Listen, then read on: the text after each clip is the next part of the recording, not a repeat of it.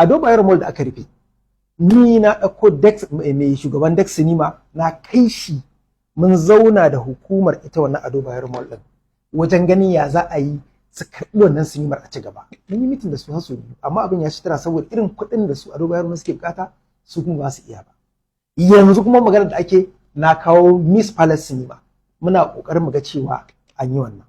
So wannan shine abu na biyu ta gefen abin nan. Sai kuma bayan nan akwai magana da muka yi da Silverbird Cinema. Silverbird Cinema sun ce to yadda ake nuna fim a Kano da film house cinema kuma mutane su je tun daga nasu na Kaduna, me yasa ba za a mai da wannan abin ya koma Kaduna ba? Kuma akwai producers manya wanda na yi magana su wanda suna da karfin jarin da su iya wannan. Wasu yanzu haka suna kokarin yin fim saboda su kai din a gani. So abin da Silverbird suka ce shine idan har za mu yi haka a Kaduna, to Abuja ma Jabilik Mall akwai wani su yi masa anan, nan ma za su ba mu dama. Kaga muna da Kaduna, muna da can Abuja. So wannan kenan ta gefen kasuwanci. To kuma ta gefen wannan capacity building, wato horo kenan da ba da ilimi da sauransu. A shekarar ta gabata ni ina zuwa Zuma Film Festival da za a yi, tunda na kamar yadda muku bayani da farko, waje ne wanda ake yin kamar master classes wajen horar da mutane. Akwai list na directors sun kai wajen mutum 10 wanda ni da kaina na rubutawa Directors Guild. Suka ba mu list, zan ba ku copy din letter da suka turo da sunayen mutanen da waye, amma cikin mutanen nan wajen mutum 6 duk ba su je ba, amma wajen mutum 4 ni na san na gansu a gurin, kamar irin su Amin M Awal, irin su Abubakar S Muhammad, su Musa El Gashash, na ga sun je. Sannan akwai training da US Embassy ta yi wa masu cinematography, wato DOPs kenan. Sun ɗauko wata cinematographer daga America ta yi horarwa. A nan ma akwai Nazifi Aliyu Umar wanda ɗan Kannywood ne, yana ɗaya daga cikin waɗanda suka mori wannan abin saboda su ba su da slot sosai. Ta faɗa ta ce mutanen da suke buƙata ba su fice guda 10 ba a ƙasar gaba ɗaya. To kaga ba za ka ɗauki iya ɗan nan ka ce ka cika gurin shine. Bayan wannan kuma akwai wani short program wadda ake yi a National Film Institute na sati 6. Shi ma akwai mutum 4 ne ko wadda muka ɗauki nauyi, muka biya musu suka je suka yi wannan horarwa, kamar Ahmed Shanawa, Alinuhu Because, Rabiu Jobs da kuma Abdulkarim Papalaji sun yi wannan training din. Sai kuma a yanzu haka halin da ake ciki akwai Masters in Archival in Film Culture and Archival Studies wadda National Film Institute take. To shi wannan Masters in Film Culture and Archival Studies din sai kana da digiri. In kana da digiri a irin su Mass Com Theatre da sauransu, idan ka applying akwai interview da za a yi muku. Idan aka interview din nan mutum 10 cikin ku za a ba ku scholarship. 3 na farko a Germany ma zai karatun. Saura 7 din kuma a nan za a ba ku support na kuɗi wanda ya jibanci kuɗin kashewa da kuma kuɗin da ku biya na su tuition fee da sauransu. So akwai ɗaya daga cikin 'yan Kannywood mai suna Musa El Gashashi, yanzu haka yana Germany yana murar wannan.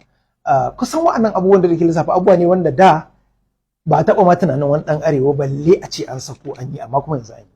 So in aka koma kuma gefen kamar al'amura da abubuwa da ke tafiya a cikin ƙasa da kuma wajenta. Yanzu kamar Zuma International Film Festival, wani taro ne wanda akwai competitive category, ake ɗauko mutane ƙwararru a harkar. Ba a ɗaukan 'yan Kannywood a saka su a cikin wanda za su zama alƙalan wannan Zuma ɗin. Amma shekarar ta gabata kusan mutum 3 daga Kannywood, akwai Hajji Aisha mai Sanafana, akwai Ishaq Sidi Ishaq, akwai Wazir Zayanu, suna daga cikin alƙalan. A wannan shekarar kuma akwai Hafiz Bello. Sannan akwai tattaunawa da ake yi, wato panel kenan. Shi ma kuma Kannywood na samun gibi, kusan dalilin da yasa kenan ba a jin matsalolin Kannywood balle ha a sanye da za a tallafa kenan. To a shekarar ta gabata akwai Sani Mu'azu, Abdulkarim Muhammad, Dr. Sarari suna cikin wannan panel din da aka tattauna, kuma sun fito da matsaloli wanda nan bangaren kenan wato arewa da matsalolin da ake samu a harkar fim. So da rashin a samu irin mutane da za su shigo a tattauna na abubuwan da su, shi yasa muke samun wato tauyi ko nakasu idan aka so yin abubuwa ba a maji muryar mu ba, balle a san me matsalar mu a taimake mu. So kaga wannan na da cin abin da kuma shi ma da na gyara. Sai kuma tafiye-tafiye kamar da ake ƙasar waje, akwai waves da aka yi wannan shekaran, Rahama Sadau, Umar M Sharif, mun shige musu gaba wajen samun gayyata da kuma magana da ita embassy din India domin su samu visa tafiya wannan kasar. Bayan nan akwai Fati Washa da Maryam Boots da Prince Daniel Aboki, su ma kuma sun je Nollywood Travel Film Festival a Berlin, shi ma mun shige musu gaba wajen samun irin wannan. Sannan abin da nake kira ga mutane shine kamar irin wannan mutanen da suka je, ba mun biya musu kuɗin bane, amma mun tura takardu mu tabbatar da wannan ƴaƴanmu ne masu yin fim a ƙasar nan saboda su samu wannan. Sabanin da ba a samu irin wannan abubuwan, ana samun wannan matsalolin. So kuma idan mutum yanzu a matsayinsa na ɗan fim daga arewa yana son wata tafiya ne wanda ya jibanci aikinsa da zai yi, in ya zo shi ma za mu iya bashi wannan goyon bayan domin ya je. To sannan akwai training da ake yi na kamar mutane da suke sababbi ne wanda ba su taɓa yin harkar fim ba. To irin wannan training ɗin akwai wanda aka yi a Nasarawa South ne, wani constituency project ne cikin wato masu wakiltar kowane constituency a ƙasa suna iya cewa to akwai 'yan fim a constituency ɗina, ina so musu wannan training. So wannan training ɗin waɗanda suka yi horarwar Ishaq Sidi Ishaq, Waziri Zayanu, Magaji Mijin Yawa su ne. Da kuma ba a ba wa 'yan Kano da wannan damar a matsayinsu na ƙwararru su ma wanda suka san wani abu su je su koyarwa. Kaga Ishaq Sidi Ishaq ya yi Film Institute, so ya san abin da ya shafi directing, cinematography, producing. Waziri Zayanu theater arts, haka zalika Magaji Mijin Yawa. So kaga su ma suna da ilimin da su iya bayarwa, so ya kamata a ce ana wannan gogayya. So na tabbatar da cewa suna cikin wa'anda suke wannan. A halin da ake ciki kuma yanzu ran 12 ga wata akwai wasu zababbun marubuta kamar su Ibrahim Birniwa, su Kabiru Anka da Fauziya Suleiman da haɗin gwiwar abin nan ɗinta Creative Helping Needy nan, wannan ƙungiyar tata suna so su horar da marubuta wajen ko guda 100 ne ko 150 ne ran 12 ga watan Allah yadda na Disamba za a yi. Kuma mun shigo na farko mu za mu ba su tallafi na abin da za su yi, za mu kama musu guri, kuma baya ga haka takardun da za mu kamar certificates da haɗin gwiwar ita makarantar tamu. Sai kuma akwai Kannywood Hub, su kuma suna so yanzu irin matsalar da aka shiga na AI din nan, za ka ga an ɗauki hoton mutum kawai an je an mai da shi motion picture ko a nuna suna runguma da mace da sauransu, duk sharri ne irin na AI. To akwai wayar da kai da ake buƙatar a yi. Kannywood Hub sun taso da wannan, suna so su yi wannan. Shi ma kuma ba mu dai sa rana ba, amma dai na gama taro, na gama meeting da NITDA, so da NITDA da NFC za su yi haɗin gwiwa da su kuma za a aiwatar da wannan taron. To bayan ga haka akwai stakeholders engagement. Stakeholders engagement shine wato kaman wato wata fada za a buɗe wadda waɗanda suke cikin masana'anta ba za a ce kowa da kowa ba, za a samu zababbun mutane daga kowane guild, za a zauna tare da su nan su faɗi matsalolinsu. Muna sa ran cewa da minista na kasafin kuɗi da minista tamu barista Hannatu Musawa da dai wasu daga cikin jagorori da kuma jigo za su kasance suna tare da mu a wannan gurin domin su ji matsalar mutanen mu kai tsaye. Za mu yi shi a kudu kuma za mu yi shi a arewa.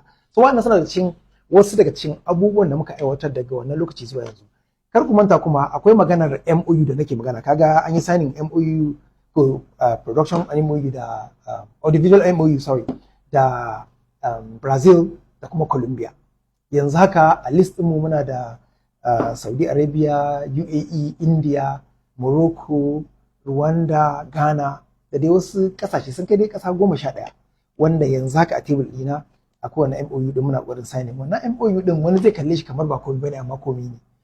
Kamar yadda na yi magana ta farko, in akwai MOU shine akwai sauƙin zaka iya samun haɗin gwiwa ku yi wato shiri tsakaninka da kuma wani wanda yake da kamfanin fim a wata ƙasa wadda kuke da wannan MOU din. so in kun tashi shi ne aka ga wannan abubuwan da kake cewa za a samu kamar a ce an cire maka custom duty na kaza, gwamnati za ta maida maka kaso kaza na kuɗin da ka kashe, duk in akwai wannan MOU na. Sannan sabanin yadda ake yi da kawai za ka ɗauki kyamara ka shiga Saudiya ne ko kuma ka shiga Ingila ne kana so ka yi fim amma kana ɓoye kana inda wannan MOU din hankalinka kwance da takardar izini da komai za ka tsaya akan titi, za ma ka iya cewa titi kaza kai suka amfani da shi, za su ce mata daga lokaci kaza zuwa lokaci kaza an baka, za ka samu hukumomin gwamnati za su zo su tare hanyar a rerouting din mutane a nuna musu hanyar da za su bi, ku za ku yi aiki na tsawon wannan lokacin. So duk wa'annan suna da cikin irin hoɓɓasa da kuma ƙoƙarin da muke. Bari mu